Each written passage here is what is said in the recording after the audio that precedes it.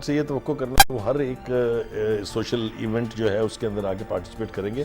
मेरे ख्याल में थोड़ा टाइम देना चाहिए फिर, ताकि वो तमाम तर चीज़ों का इदराक होने के बाद, देखिए बहुत सारी चीज़ें इमरान के लिए नहीं होगी, उन्होंने खुद से तो कोई ऑफिस होल्ड किया नहीं है, तो मेरे ख्याल से उनसे तवक्को ये रखनी चाहिए कि चूंकि वो पल्स के ऊपर हाथ है यूथ के भी, उनको सबसे बड़ी स्ट्रॉन्ग उनकी स्ट्रेंथ है वो तो यूथ है, और यूथ ही तय करते हैं कि माशरे में क्या नई इस्तिलाहात होनी चाहिए, क्या नई ट्रेंड्स होनी चाहिए।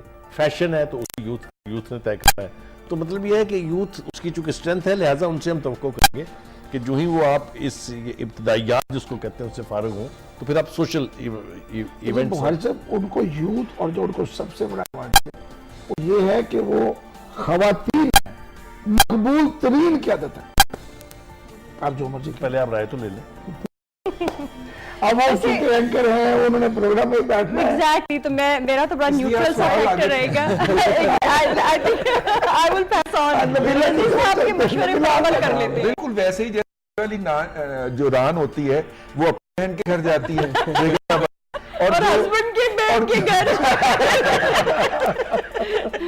अच्छा, हम बात कर रहे हैं यूथ की, और ये जो नुमाइंदा यूथ का हमारे बीच बैठा हुआ है उसको चुप करा के बिठाया, इसको हमने चुप कराया। मैं आपका फेवरेटिज्म नजर आ रहा है ना। तो मैं तो पहले कहा भाई, जब सारे एंकर ना तो उसमें फिर मुश्किल होता है कि आप क्या हम आसानी पे कर रहे हैं कि हम बोल रहे हैं, हम खामोश बैठे।